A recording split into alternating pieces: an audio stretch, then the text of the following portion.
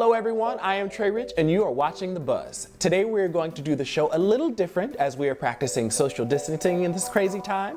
In showbiz, they say the show must go on, but the coronavirus has many of us stopped in our tracks, so we're going to give it a shot. On today's show, we have American Idol's Reinhart. In our artist spotlight, we have Bruno. And then we talk to legendary pro skater Tony Hawk. And then I have some Buzz news. So, Corona be damned, let's start the show. Yo, what up? It's Nick Cannon. Let's get buzzed.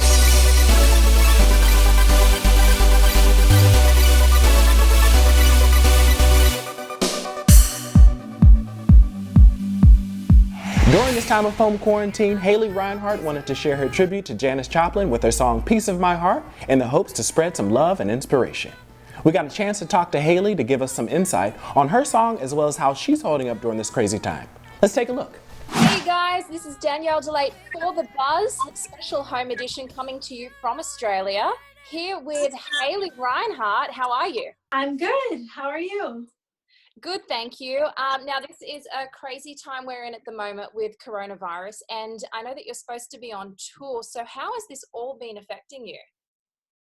It's pretty wild. I think I would have been somewhere like Connecticut today, and then Europe in a couple right after that, shortly after the US tour. So it's weird, but I feel like it is what it is at this time. I'm hoping that the postponed dates will get to be honored and people can just still use those same tickets. They're still on sale.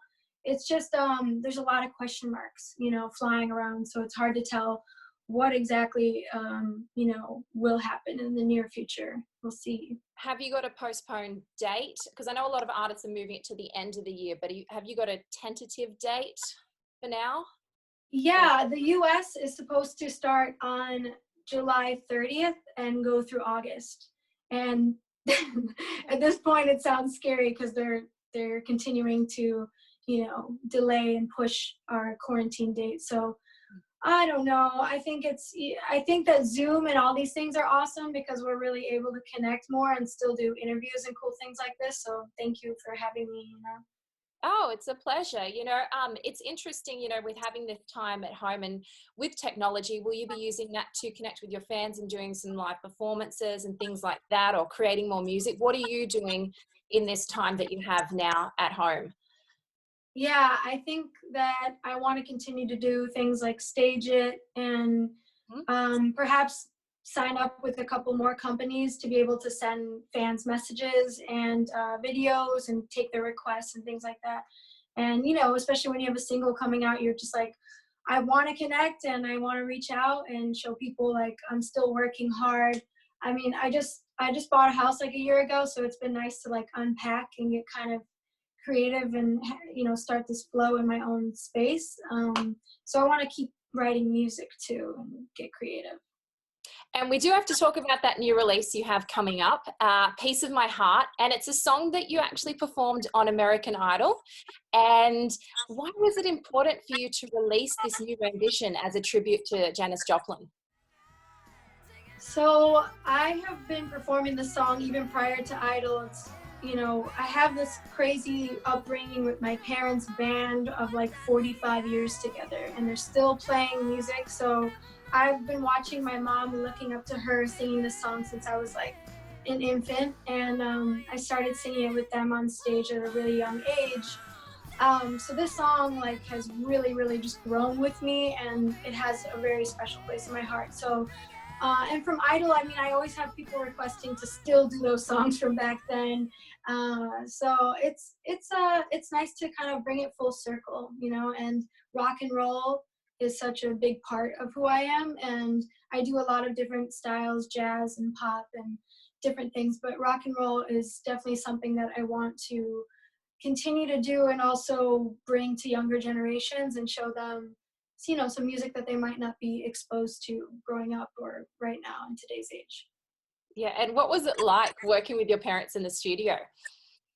Well, actually, normally I would have been working with them in the studio, but they live in Chicago, so this is the first time that I recorded bits of myself here in LA with my friend and co-producer Morgan Dorr, and then they recorded it in Chicago, and then we got like a drummer to record after that, and then we went and had like a bass player record in another studio. So this was like, I mean, we really got around with these studios and different productions, but it came together and it really feels like we were one in the same room doing this. So it's kind of a unique experience, but I think the fact that we did it with family, my dad's playing guitar, my mom and dad are both singing background harmonies, it felt just as natural as being in the same room.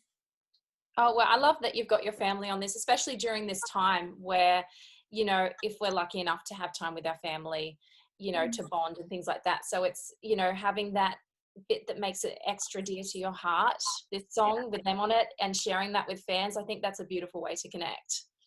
Yeah, I want to spread that message of, you know, how incredibly important it is right now to not only maintain, but even like grow a relationship with your family, and whatever that means to you, you know, close friends, whatever you want to call family. I think it's really important to come together and connect and realize how strong we are in numbers, and, you know, find the unity in this whole crazy mess of what we got going on here, you know? Yes. So when can fans download this? What's the release date again for the single? It's the pre-order's up now, so you can find the link in my bios everywhere at Haley Reinhart, and the actual release comes out on April 22nd, which I believe is Earth Day, so that'll be cool. Oh, that's a nice little tie-in, you know, with Earth Day. Yeah. Yeah, I mean, we're really having, you know, I think nature is sending us many things right now. That's one silver lining in all of this, is just how the plants and the pollution is down and things are thriving again. It's pretty incredible to see, and I hope that people not only connect with their families and can take away something from the song, but on a bigger grand scheme of things, I hope that people can realize, you know, how to move forward and the kinds of things that they can do to help our earth remain just as beautiful and precious as it can be, you know? Yes, yes. And during this difficult time, do you have a message that you want to give out to your fans at the moment? Well, I want them to know that I'm very resilient and nothing stops me from putting out music and finding all kinds of crazy, weird ways to get creative. So I think that this is a good time. I'm going to continue to put out music. I have Beyond Piece of My Heart, which is coming out. I have more in store. And I want to just kind of encourage everybody to do the same and really just take this time and find that, you know, silver lining of, you know, tap into the things that you love, the inner passions and hobbies that we don't get to do normally, and take advantage of it in a good way. Thank you so much for taking the time to talk to us today, Haley. Guys, make sure you check out her new single, Piece of My Heart, available April 22nd on all music platforms. I'm Danielle DeLate, and you've just been buzzed. Don't go anywhere. We still have more show to go with Jack Bruno in our Artist Spotlight.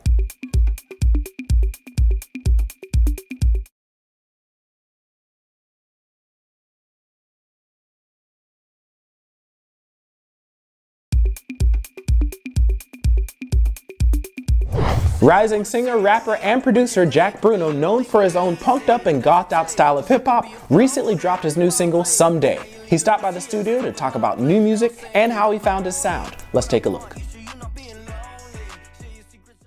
I came up playing in bands, in different punk bands and stuff, and as the sort of times were changing, like I was always like into hip hop, but it kind of like hip hop sort of morphed into like the aspects of punk rock that I liked, and the rebellious and the like creative spirit.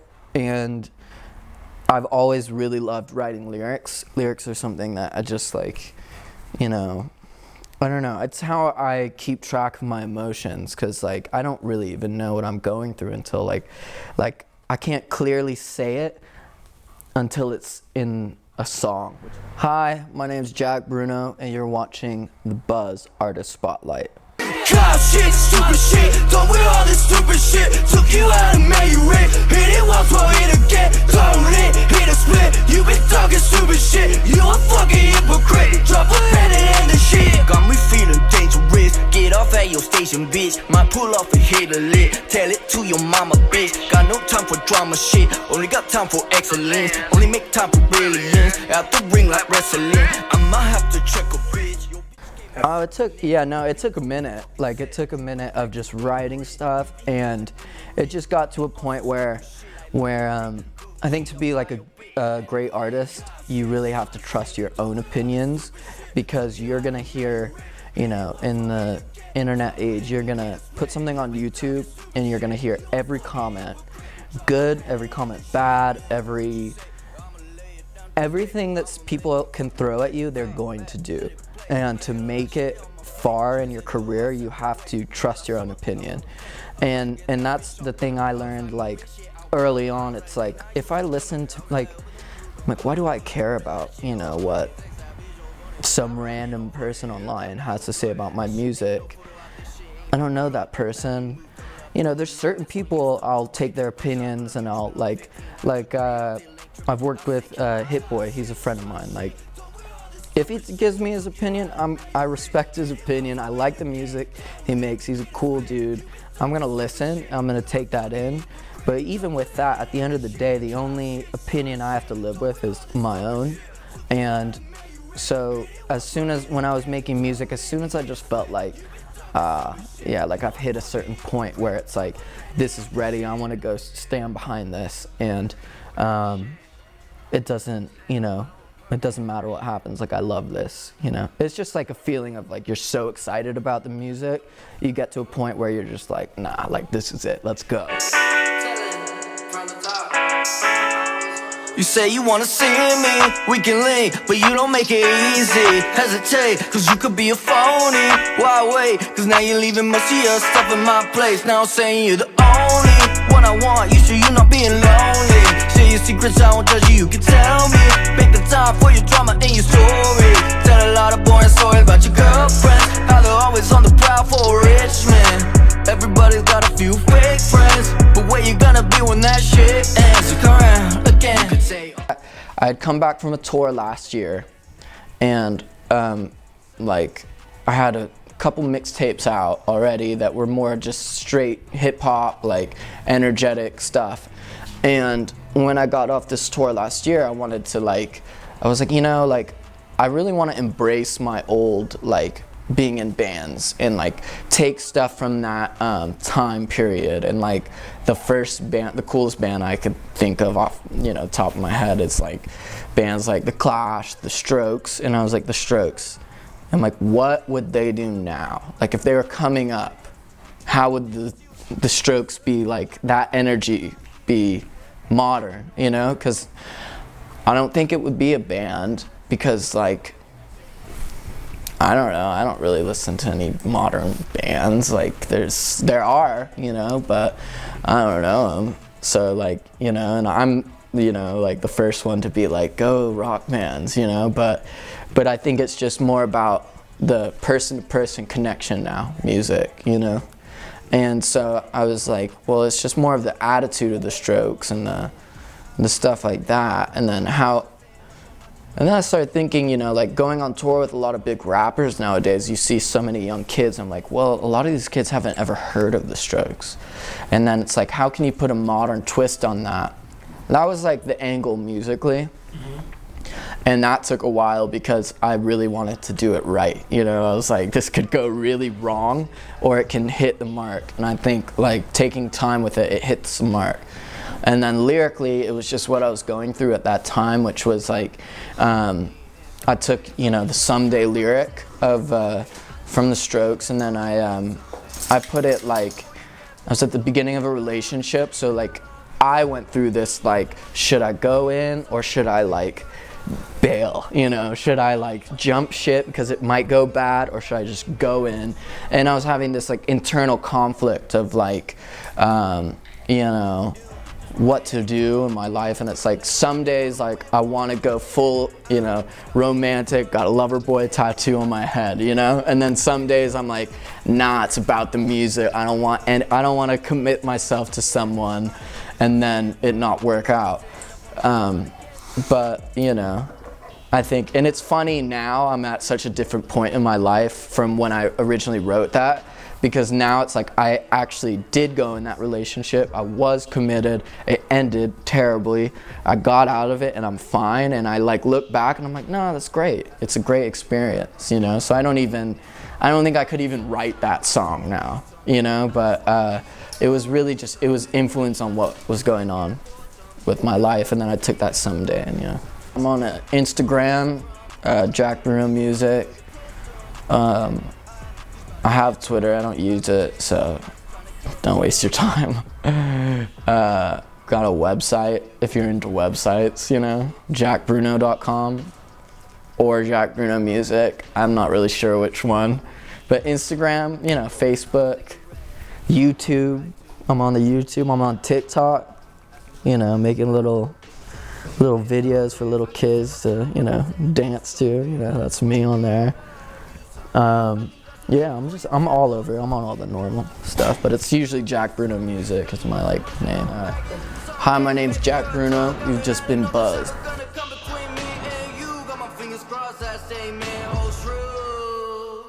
After the break, we talked to pro skater Tony Hawk about a documentary based on his groundbreaking video game, so don't go anywhere.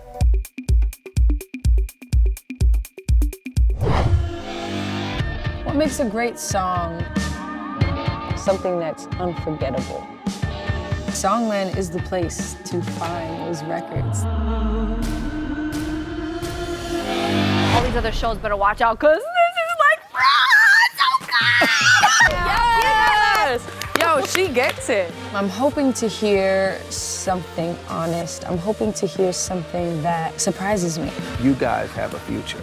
Yeah. You guys are great at what you do.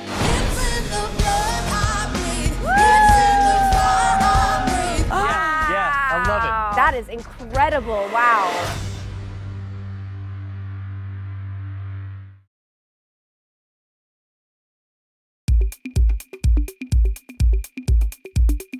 In 1999, the video game Tony Hawk's Pro Skater took over the gaming world when it sold 9 million copies upon its release and changed the skateboarding scene forever. Pretending I'm a Superman is the story of the skaters and developers who came together to create the best-selling game, as well as a look into how skateboarding became a part of the mainstream. Let's check it out. Well, Pretending I'm Superman is a documentary about our Tony Hawk's Pro Skater game series. It was actually made by one of the original developers of the game, and he just called me and asked me what I thought about it, and I thought it was cool, and I agreed to be interviewed, and that's pretty much my role in it.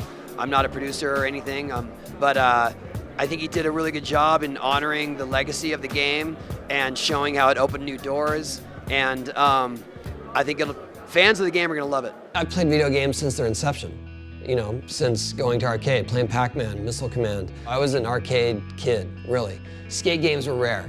They made 720, then they made Skate or Die for Commodore 64. California Games had skateboarding in it, but it was few and far between. Around that time, in the halls of Activision, there was an idea to do a skateboarding game. I don't think there's anybody really at Neversoft who'd ever skateboarded before. And I remember Joel said there wouldn't be any market for a game like that because it's just such a small, niche market. Activision called me and said, we are working on a game, we'd like you to come see what we're doing. As soon as I played it and I felt just some of the controls, I knew that was the game. I was excited when I first got approached about doing a game because I was a video gamer my whole life. And so the idea that I would be able to have some input on a game that's focused on skating was a dream come true. Honestly, the moments that stand out the most from my career are the ones that are sort of more current, because the idea that I'm still a pro skater at my age and considered relevant is insane to me. So being able to skate, like I did a big exhibition in Berlin recently, and the idea that people want to still come see me skate is surreal. But I'd say if there was a sort of high point of my overall career, it was being on The Simpsons. Skating has been very cyclical in its early days, especially the 70s and 80s and then into the 90s. I would say around the time of the mid-2000s, we reached a tipping point where it's not at risk of sort of dying off and going underground again. It's too established. There are too many skate parks. There's too much support. There are way more countries involved now, and I really think it's here to stay.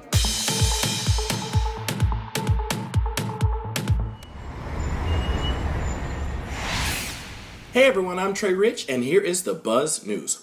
Barack Obama made it official. Former President Barack Obama offered his formal endorsement of Joe Biden on Tuesday, urging Democrats across the party's ideological spectrum to rally behind Biden and form a unified front to defeat Donald Trump and win back the White House.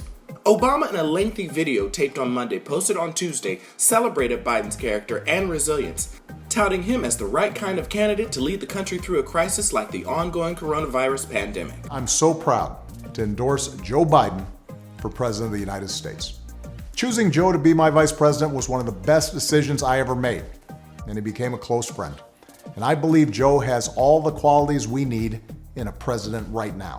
TikTok stars Charli D'Amelio and Chase Hudson have split. That's right, Charli D'Amelio and Chase Hudson are no longer a couple. The two announced the news that they decided to split on an Instagram story late Monday night. Charli and I wanted to share with you all that while we will always have love for each other, we are no longer together, Chase wrote. Charli is such an amazing person, and I am so beyond grateful and blessed to have spent the time I spent with her. Though Charli and Chase were together for several months, the two were never officially boyfriend and girlfriend. Well, we hope the two find happiness in their future. And finally, Disney Pixar's Soul release date gets pushed back to November. Soul is the latest movie to get a new premiere date due to the pandemic. The new Disney Pixar flick was originally supposed to hit theaters on June 19th, but now will premiere just before Thanksgiving on November 20th. Soul follows Joe Gardner, the voice of Jamie Foxx, a middle school band teacher who gets the chance of a lifetime to play at the best jazz club in town. But one small misstep takes him from the streets of New York City to the great before, a fantastical place where new souls get their personalities, quirks, and interests before they go to Earth. For extended clips and more stories, go to thebuzzallaccess.com. I'm Trey Rich, and you've just been buzzed.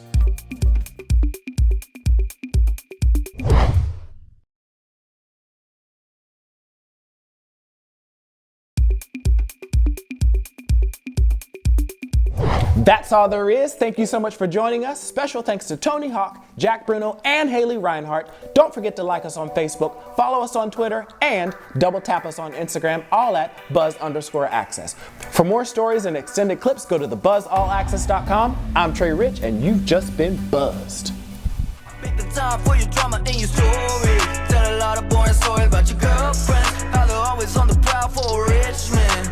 Everybody's got a few fake friends, but where you gonna be when that ends? You come around again. You could take all the space in my head. You could take this and that and pretend someday. For more music entertainment news, go to www.thenewmusicbuzz.com.